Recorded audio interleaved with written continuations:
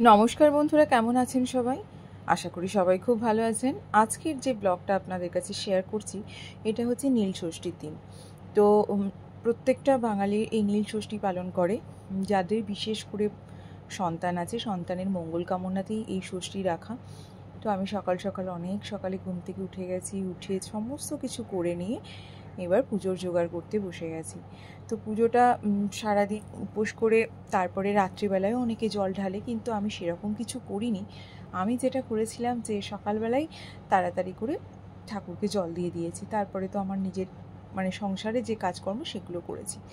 ছেলে স্নান টান করে, ওর টিউশন ক্লাস ছিল, সেটা করার পরে স্নান টান করে ও পুজো করতে বসে গেছে। ও আবার একটু শিব ঠাকুরের ভীষণই, এই পুজোটা মূলত শিব ঠাকুরের।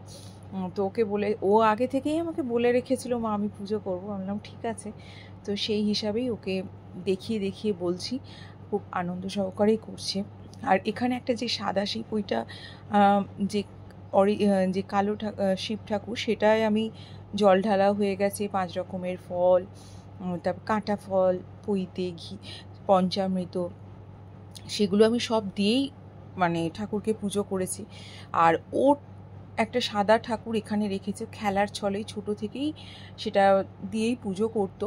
তো আজকের ওই সাদা ঠাকুরটাকে, সাদা শিব ঠাকুরটাকে পুজো করছে। কিন্তু অনেকে বলেন যে সাদা শিব ঠাকুর পুজো করতে নেই, তো আমরাও সেটা মানার চেষ্টা করি। কিন্তু ও যখনই ওপরে যায় পুজো করার চেষ্টা করে, তখন এই সাদা শিব ঠাকুরটার পাশে একটা গৌতম বুদ্ধের ছবি আছে, সেই ছবিটাকেও, ছবি না, এটা পুতুল।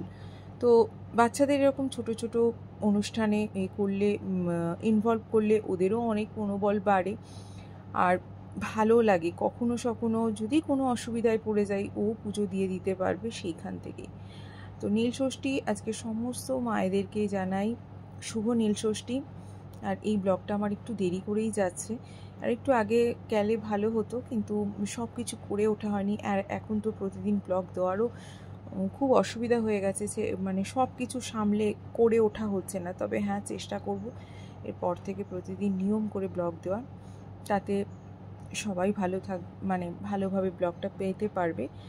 আর নীল ষষ্ঠীতে আর একটা জিনিস বলেন সবাইকে, 2টো বাতি দিতে, অর্থাৎ আমাদের পূর্বপুরুষ যারা চলে গেছেন তাদের উদ্দেশ্যে মোমবাতি জ্বালিয়ে তাদেরকে স্মরণ করা, তাদের কাছ থেকে প্রার্থনা করা যে তোমরা যেখানেই থাকো আশীর্বাদ করো, আমরা যেন ভালো থাকি, আমাদের তোমরা আশীর্বাদ করো। তো সেই উদ্দেশ্যেই বাতি দেওয়া এবং তাদেরকে স্মরণ করা। তো পুজো টুজো সমস্ত কিছু হয়ে গেছে। এবার যেটা এই যে দেখতেই পাচ্ছেন, 2টো বাতি দিয়েছি, প্রদীপ ধূপকাঠি এগুলো তো সবই আছে, কিন্তু তার সাথে সাথে 2টো বাতি দিতে হয়। আমার মা আমাকে বলেছেন, মানে অতটা আমিও নিয়ম জানি না। যাই হোক, সবাইকে নীল ষষ্ঠীর শুভকামনা। Thank you.